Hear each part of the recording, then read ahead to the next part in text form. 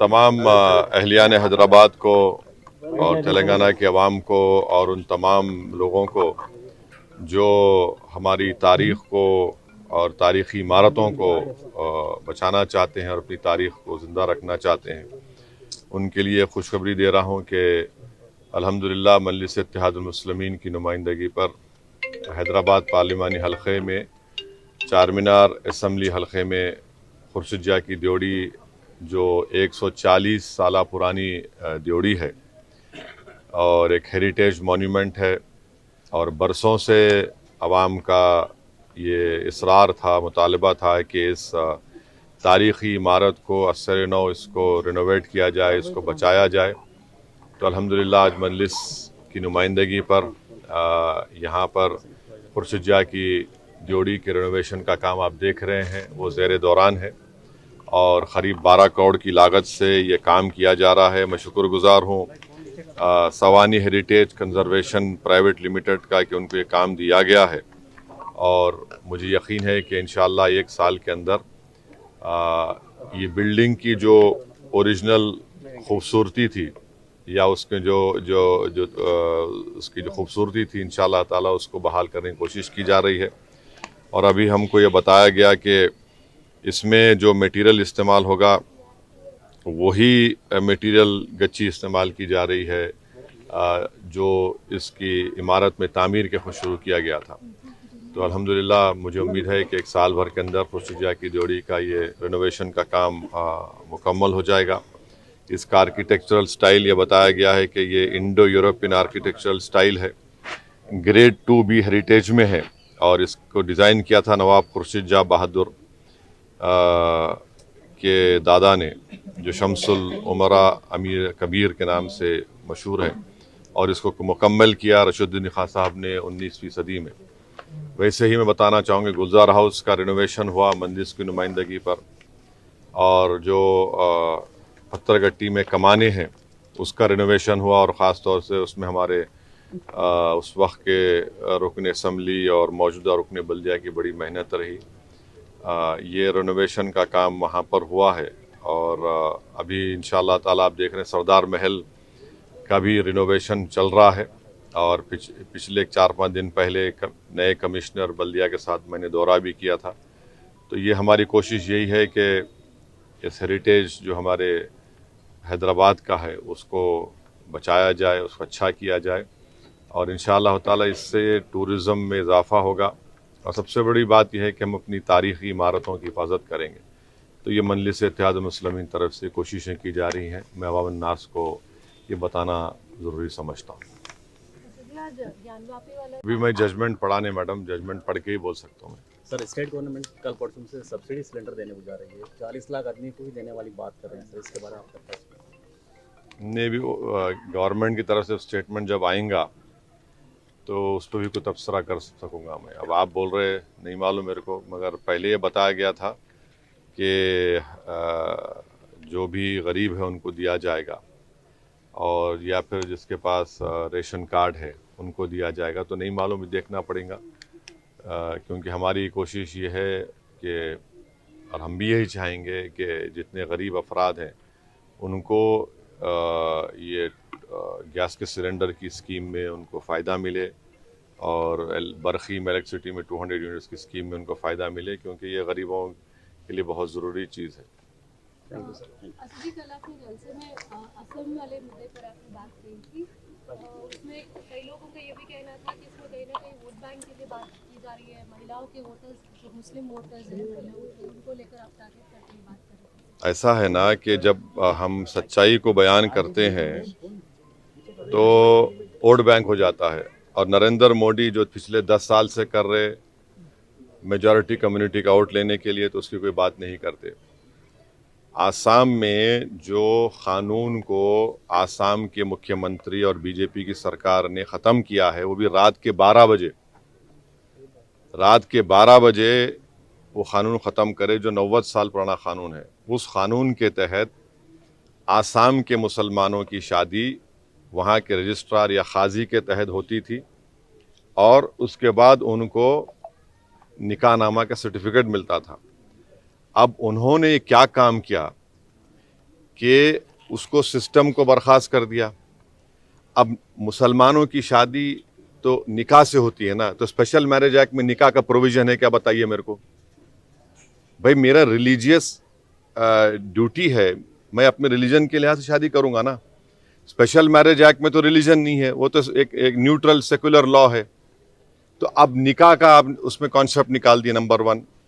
दूसरा, मुसलमानों में जब शादी होती तो दूल्हे की तरफ से उसकी होने वाली वाइफ को, दुल्हन को महर देना पड़ता। महर मुअज्जल माने फौरन दे देना, उसका जिक्र होता उसमें कि इतने महर इतना दिए, या बाद में देंगे तो उसका भी जिक्र होता। अब आप बताइए, ये वो भी निकाल दिया अब आप, तो इससे महिलाओं का नुकसान होगा नहीं होगा? और इस्लाम में महर देना फंडामेंटल है, जरूरी है। अब उसी को गायब कर दिए। अब वोट बैंक पॉलिटिक्स कैसा हो बताइए मैडम मेरे को। आप महिलाओं को जो राइट है महर का, जो किसी रिलीजन में नहीं है, आप उससे उनको महरूम कर दे रहे। आप चलिए समझो, आपको बोलेंगे वाला उसमें उसका निकाल दिए। अब आप ये बताइए कि स्पेशल मैरिज एक्ट में क्या करना है मेरे को। और स्पेशल मैरिज एक्ट का आपको मैं बता रहा हूं, स्पेशल मैरिज एक्ट में अगर आपको रजिस्टर होती है शादी, तो इनहेरिटेंस भी नहीं मिलेगा मुस्लिम पर्सनल लॉ के तहत। ये स्पेशल मैरिज एक्ट का मामला है। तो ये मकसद क्या है कि मुसलमानों को उनके रिलीजन से दूर कर दिया जाए, उनके रिलीजियस प्रैक्टिसेस से दूर कर दिया जाए। मेरा निकाह मैं नहीं करूंगा, स्पेशल मैरिज में कैसा करूंगा बताइए। और फिर उस बच्ची का क्या होगा, उसको महर नहीं मिलेगा।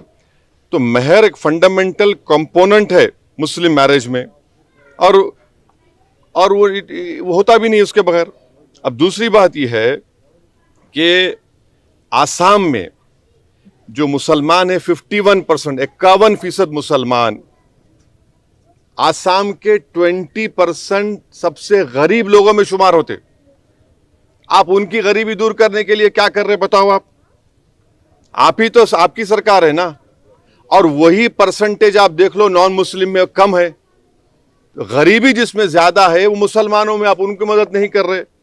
और इसी चौथी बात यह है कि भारत सरकार का डेटा है, 12 लाख बच्चियों की या बच्चों की चाइल्ड मैरिज हुई। कितने मुसलमानों की बताओ। मैं चैलेंज कर रहा हूं आरएसएस, बीजेपी, विश्व हिंदू परिषद और वहां के हेमंत बिस्वा शर्मा को, बताओ 84% नॉन मुस्लिम की हुई चाइल्ड मैरिज, 11% मुसलमान उसमें है। मगर आप बाजा बजा रहे, हमारा बदनाम कर रहे पूरे देश में। चाइल्ड मैरिज सब में हो रही। पांचवी बात यह है कि फीमेल फीटिसाइड और इन्फेंटिसाइड आसाम में बहुत बड़ा प्रॉब्लम है। आसाम के मुख्यमंत्री को यह जवाब देना पड़ेगा, क्या यह बात सच नहीं है कि अगर 1000 बच्चे पैदा होते तो 923 बच्चियां पैदा होते। इसको रोकने के लिए क्या कर रहे आप। और 2036 माने 2036 में वहां पर मर्द ज्यादा रहेंगे, महिला कम रहेंगे। अब इसका जिम्मेदार कौन रहेगा, यह भी आप डाल देंगे मुसलमानों के गले में। और आखिरी बात यह है, यह कानूनी बात आपसे कर रहा हूं कि अगर चाइल्ड मैरिज होती है तो वो वाइडेबल है, वाइड नहीं होती शादी, ये कानून है। तो किसके कान में फूल लगा रहे बीजेपी आरएसएस वाले। और ये क्या बात है कि आप एक्सेप्शन दे रहे हो उसको, ट्राइबल्स को। क्यों देंगे एक्सेप्शन ट्राइबल्स को आप एक्सेप्शन दे रहे हैं। अच्छा, स्पेशल मैरिज एक्ट में भी, हिंदू मैरिज एक्ट में एक्सेप्शन है, स्पेशल मैरिज एक्ट में एक्सेप्शन है।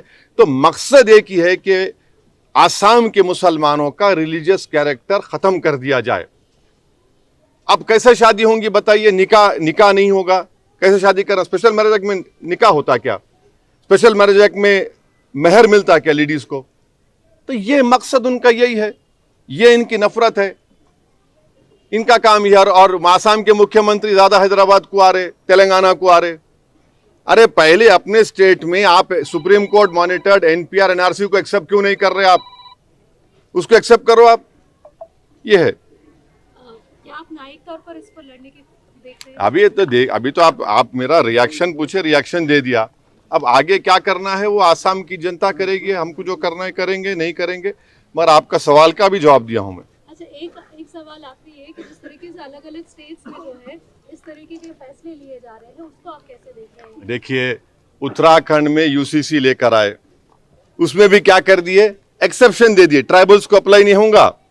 हिंदू मैरिज एक्ट के एक्सेप्शन वो अप्लाई करेंगे, हिंदू एडॉप्शन एक्ट के एक्सेप्शन। तो भाई जब एक्सेप्शन दे रहे तो यूनिफॉर्म कहां है? वो आप सिर्फ मुसलमानों को उनका रिलीजियस कैरेक्टर छीनना चाह रहे, मेरी मजहबी शनाख्त को खत्म करना चाह रहे आप।